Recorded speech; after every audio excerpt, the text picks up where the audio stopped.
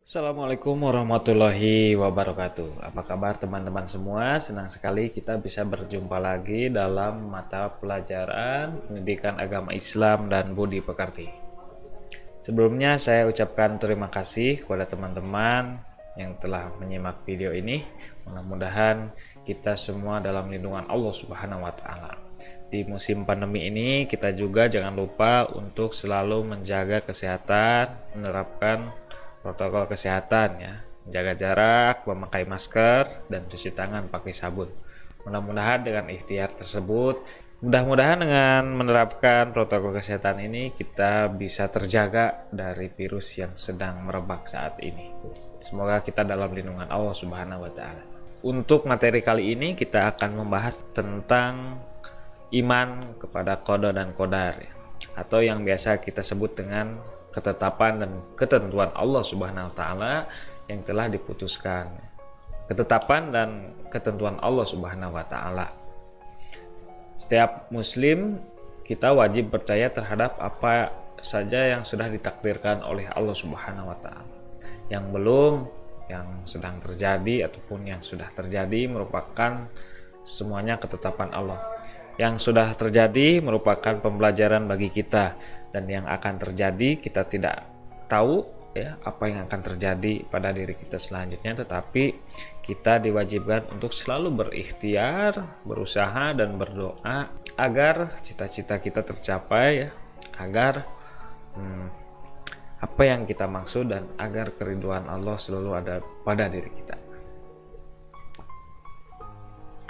Baik, iman kepada qada dan qadar merupakan rukun iman nomor 6 yang kita semua di sini wajib percaya kepada takdir atau ketetapan dan ketentuan Allah Subhanahu wa taala.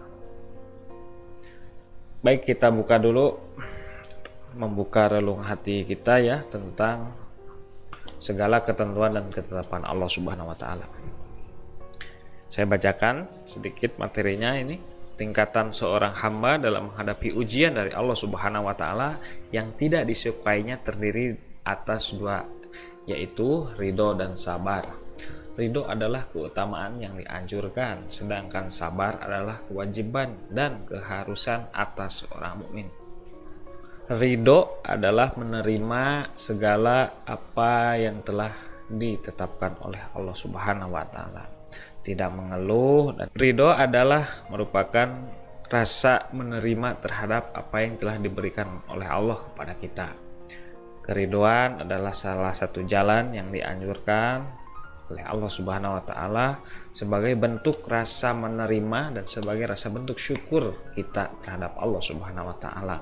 Salah satu contohnya adalah umpamanya kita dilahirkan dengan kulit hitam atau kita dilahirkan dengan mata berwarna coklat, ataupun kita dilahirkan, mohon maaf, dengan fisik yang tidak sempurna. Itu semua merupakan ketentuan dan ketetapan Allah yang tidak bisa kita tawar. Semua yang telah diciptakan oleh Allah merupakan satu ketetapan yang sudah pasti. Tinggal kita sebagai manusia, sebagai makhluk ciptaannya, harus ridho terhadap apa yang telah ditetapkan oleh Allah. Yang kedua, sabar. Setiap manusia pasti akan melalui ujian.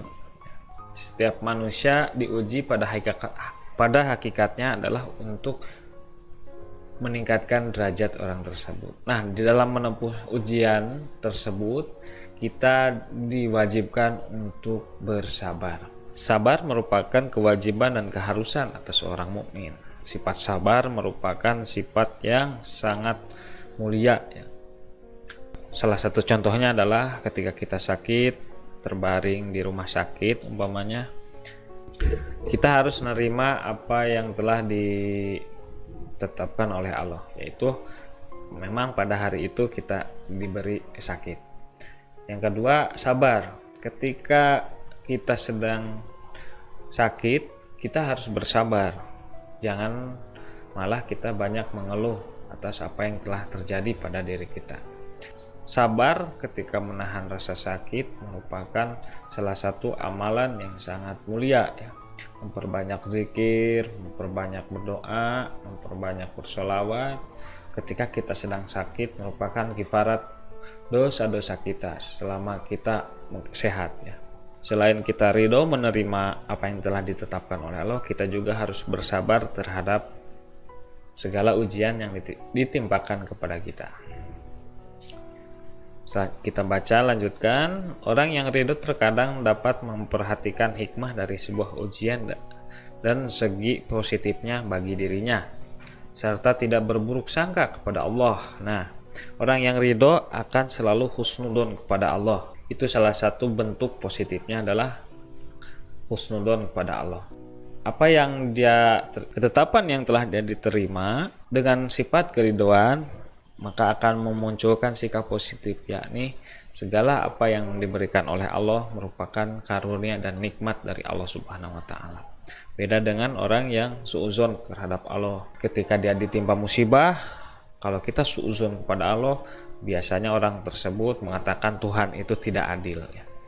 Nah, disinilah kita harus bisa pandai-pandai untuk terus selalu bersyukur kepada Allah dengan selalu berprasangka baik kepada Allah Subhanahu wa taala. Ada kalanya ia memperhatikan besarnya ujian dan mendapatkan alangkah sempurnanya Allah Subhanahu wa taala. Lalu ia larut dalam kesadarannya sehingga ia lupa dengan rasa sakit dan derita yang dialaminya.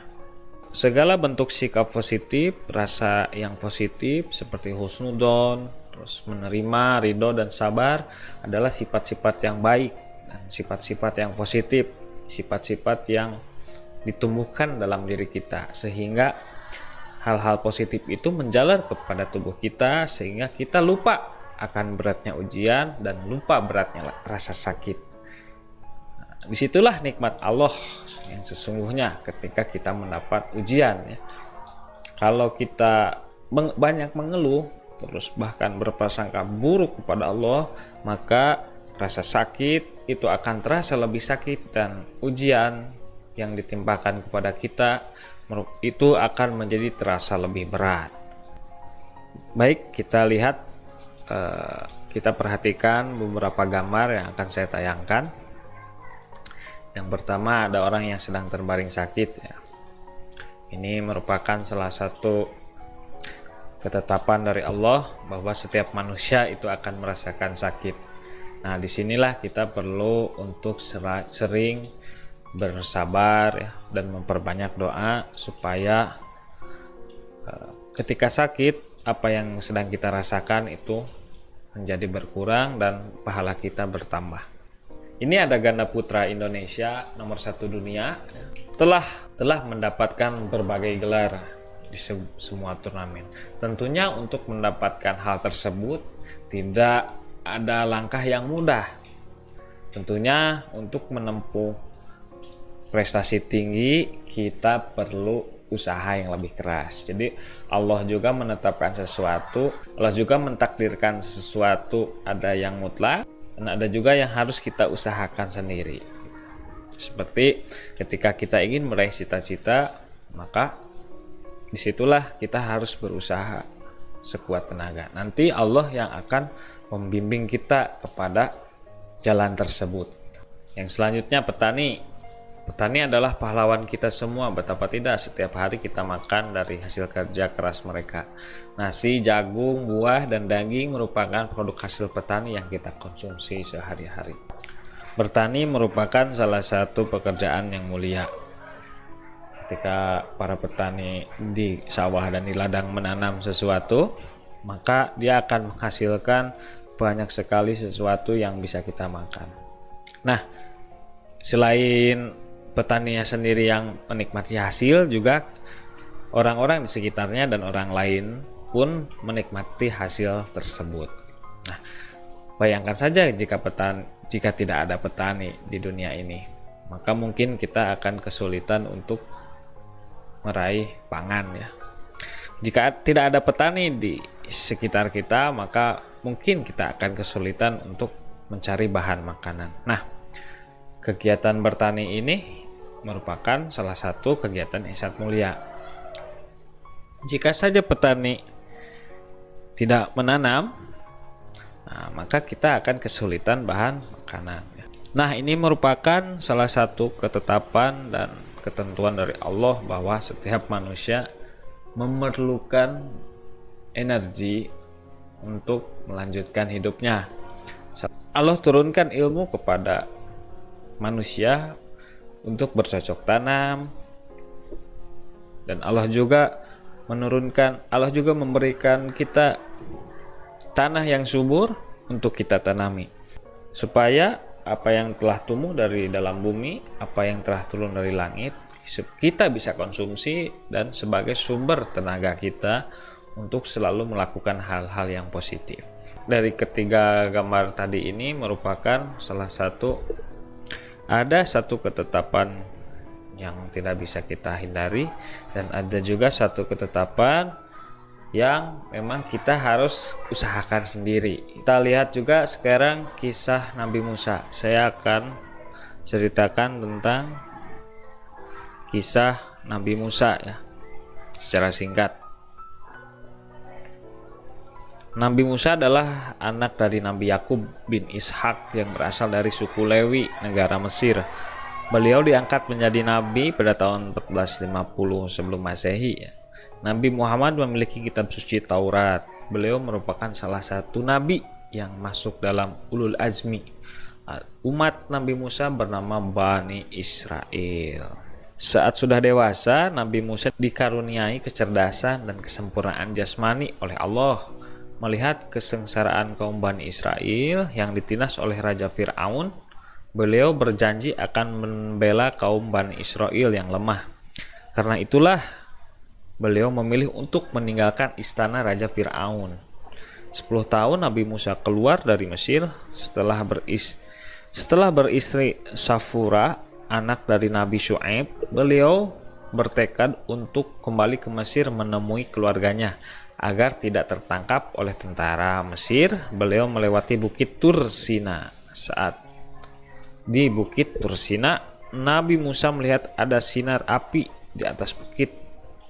Saat beliau mendekati api tersebut, terdengar suara seruan yang mengatakan bahwa tiada Tuhan selain Allah. Di Bukit Sina beliau menerima wahyu pertamanya.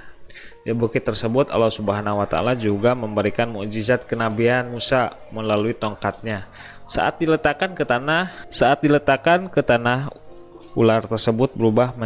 tongkat tersebut berubah menjadi ular besar.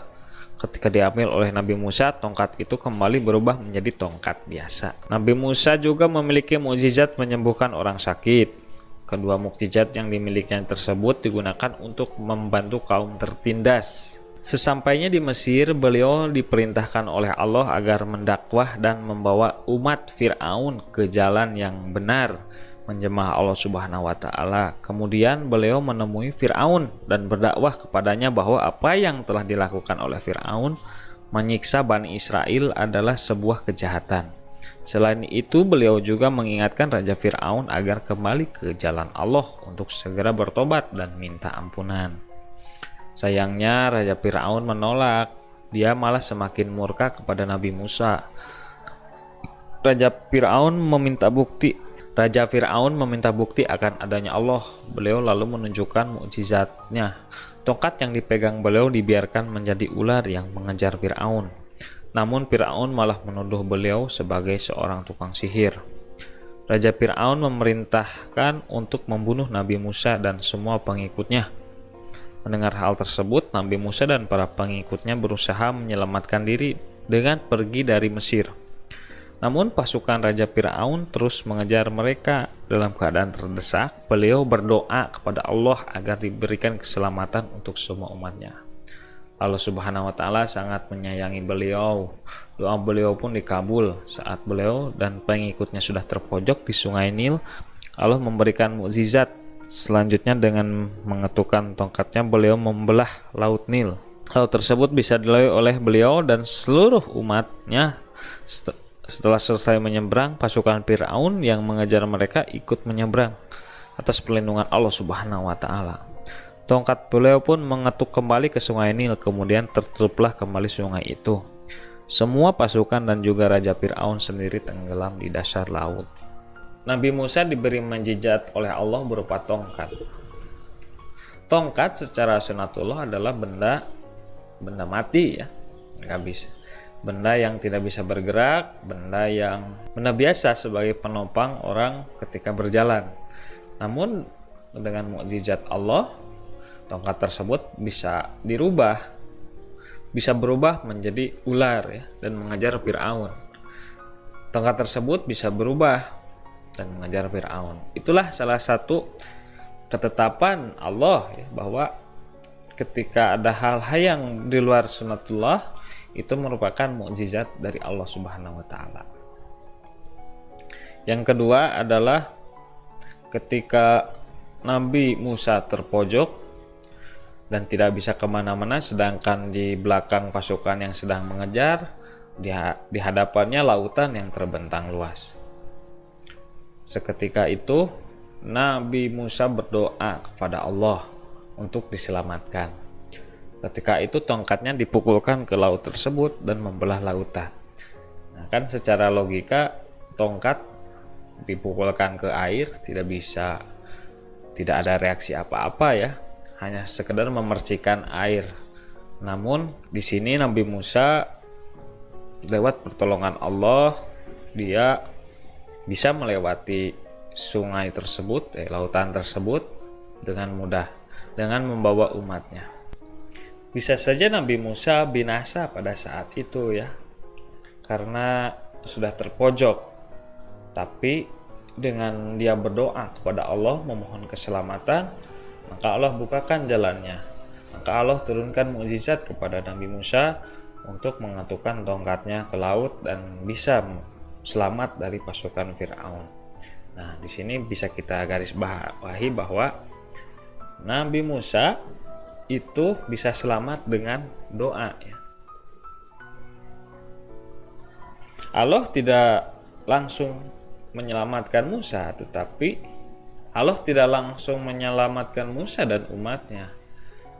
Tetapi ada proses-proses yang dilewati supaya umat Nabi Musa ini selamat, yakni dengan berdoa. Nah, dengan doa Nabi Musa bisa menyelamatkan dirinya dan umatnya lewat pertolongan Allah. Sebagai orang yang beriman, ya tentunya kita sering berdoa setiap hari.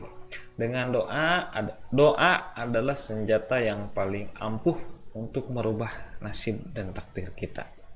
Kalau kita ingin sukses seperti tadi atlet badminton, tentunya kita harus banyak berdoa dan dibarengi dengan usaha. Kalau kita diam saja, maka kita tidak akan menjadi apa-apa. Maka dari itu, belajar dari Nabi Musa bahwa segala sesuatu jika kita ingin berubah, maka mintalah kepada Allah Subhanahu wa taala. Dengan doa kita bisa mewujudkan cita-cita yang kita inginkan. Dengan doa kita bisa merubah nasib dan takdir kita sendiri. Doa juga memiliki nilai ibadah yang sangat tinggi. Pun kalau tidak di dunia, sudah pasti nanti kita akan melihat pahala yang besar di akhirat karena kita sering berdoa kepada Allah Subhanahu wa taala. Karena doa itu sangat bernilai ibadah. Terima kasih atas perhatiannya. Dan terima kasih juga telah menyimak materi dari saya. Mudah-mudahan ada manfaatnya. Untuk kritik dan saran silahkan menulis di kolom komentar. Untuk selanjutnya ini hanya pengantar saja. Pengantar tentang iman kepada qada dan qadar. Untuk materi selanjutnya yakni nanti akan menjelaskan tentang secara pengertian dan macam-macam takdir. Terima kasih. Assalamualaikum warahmatullahi wabarakatuh.